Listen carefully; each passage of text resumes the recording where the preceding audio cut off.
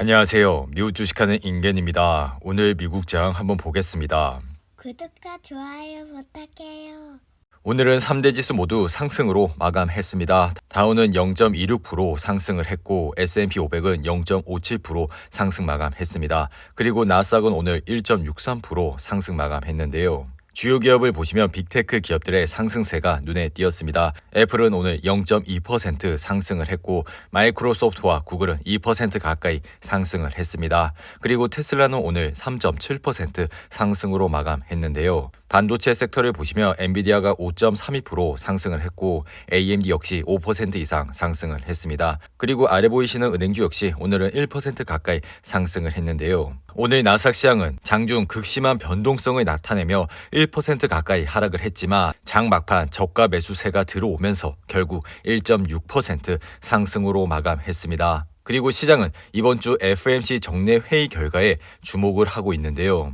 인플레이션 압력이 높아진 상황에서 연준은 기준금리를 50bp 인상하고 대차대조표를 축소하는 양적 긴축을 발표할 것이라 예상되고 있습니다. 그리고 이날 발표한 4월 제조 구매 관리자 지수는 55.4를 기록했습니다. 이는 시장의 예상치인 57.8과 전달 기록한 57.1을 모두 밑돌았습니다. 이번 수치는 2020년 7월 이후 최저 수준을 기록했지만 여전히 50을 웃돌아 경기는 확장 국면에 있다는 것을 확인했습니다. 그리고 오늘 10년물 국채금리는 장중 한때 3%를 웃돌았는데요. 국채금리가 심리적 저항선인 3%를 넘어서면서 나스닥지수는 장중 1% 이상 하락을 했으나 저가 매수세가 들어오면서 장 막판 반전을 하면서 결국 1% 이상 상승을 했습니다. 나스닥 차트를 보시면 최근 지지선이 12,550불 아래까지 내려오면서 시장에 극심한 공포를 줬지만 오늘은 반전을 하는 모습을 보여줬는데요. 이로 인해 아래 보이시는 RSI는 38로 마감을 했습니다.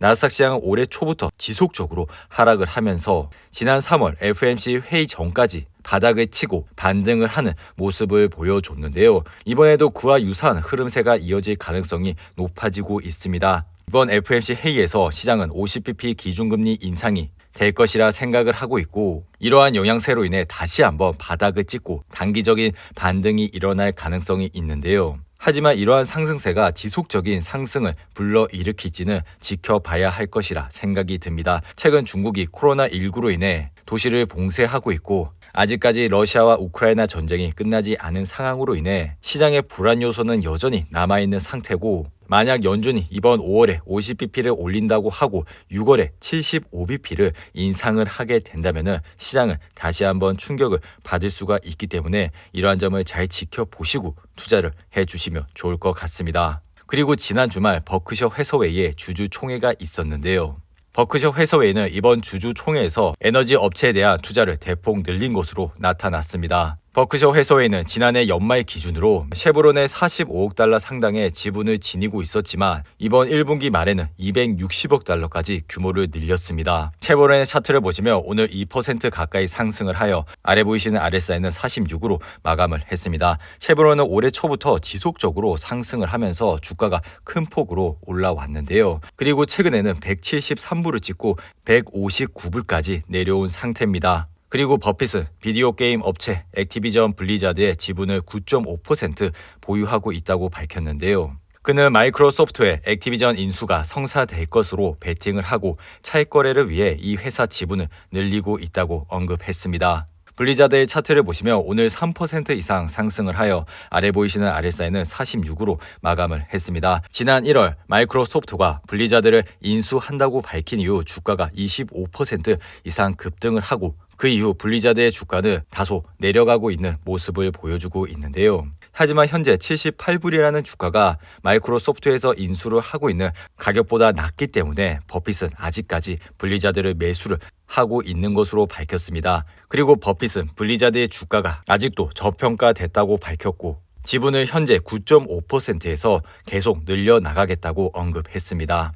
그리고 버크셔는 천연가스와 석유를 파는 옥시덴탈에도 지난달 초 70억 달러를 추가 투자해 이 회사 지분을 14%까지 끌어올렸습니다. 옥시덴탈의 차트를 보시면 오늘은 6% 가까이 상승을 하여 아래 보이신 RSI는 53으로 마감을 했습니다. 최근 지속적으로 말씀을 드리는 거지만 옥시덴탈의 주가가 54불대 근처까지 오게 된다면 관심을 가져주시면 좋을 거라 말씀을 드렸는데요. 워렌 버핏 역시 옥시덴탈을 54.42달러에 대량 매수를 한 것으로 밝혀졌습니다. 비록 옥시덴탈의 주가가 최근 급등을 했음에도 불구하고 54.42달러라는 평단가에서 대량 매수를 했기 때문에 이러한 포인트를 유심히 지켜보시고 투자를 해주시면 좋을 것 같습니다. 그리고 버크셔 해서웨이 주주 총회에서 한 어린 소녀가 버핏에게 조언을 듣기 위해 질문을 했습니다. 소녀는 현재 우리는 인플레이션을 겪고 있고 이러한 초인플레이션 시대를 겪은 버핏과 멍거에게 오직 한 종목에만 베팅을 해야 한다면 어떤 주식에 베팅을 해야 하는지 질문을 했는데요. 버핏은 이에 그 한 가지 종목보다 더 좋은 이야기를 말해주겠다고 답변했습니다. 그리고 그는 소녀에게 이 시기에 네가 할 수 있는 최선의 방법은 무엇인가를 특출나게 잘하는 것이라고 말했습니다. 그리고 소녀가 가진 능력은 누구도 빼앗아 올 수 없으니 그들은 너를 상대로 인플레이션을 적용할 수 없다고 밝혔습니다. 따라서 최고의 투자는 뭐가 됐든 자기 자신을 개발하는 것이라고 말했는데요. 그리고 예전부터 버핏은 사람이 투자로 할 수 있는 최선은 수요가 있는 제품을 만드는 멋진 사업에 투자를 하는 것이라 밝혔는데요. 그는 콜라와 같은 회사를 예로 들어 사람들이 수십 년 후에도 여전히 자신이 좋아하는 탄산음료를 원할 것이며 인플레이션의 결정에 영향을 미치지 않을 것이라 말했습니다. 그리고 버핏은 1분기 애플의 주가가 4일 연속 빠진 뒤 이 회사 주식을 사들였다고 밝혔습니다. 애플 차트를 보시면 오늘 강보합 상태로 마감을 했고 아래 보이시는 RSI는 40으로 마감을 했습니다.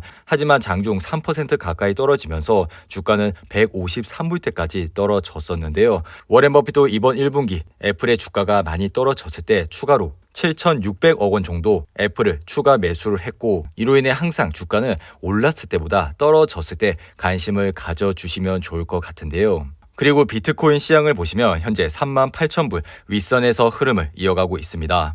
비트코인 시장의 피어앤그리드 지수를 보시면 오늘은 28로 마감을 했는데요. 항상 시장이 공포감이 있을 때 시장을 주목해 주시기 바랍니다. 그리고 스파이 ETF를 보시면 오늘 0.6% 상승으로 아래 보이시는 RSI는 37로 마감을 했습니다. 최근 스파이 역시 반등을 했지만 다시 한번 이전 저점까지 내려오는 모습을 보여줬는데요.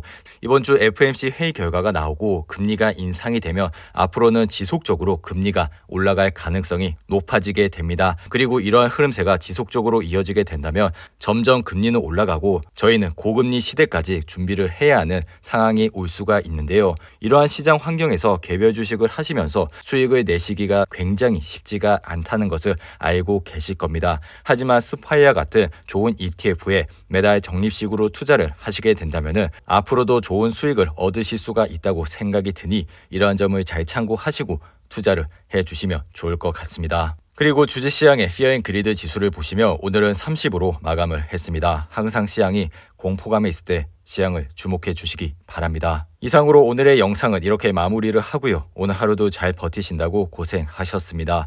여러분들의 후원은 영상 제작에 큰 힘이 됩니다. 하단의 멤버십 가입과 지속적인 시청 부탁드립니다. 오늘 하루도 즐겁고 행복하게 보내시기 바랍니다. 감사합니다.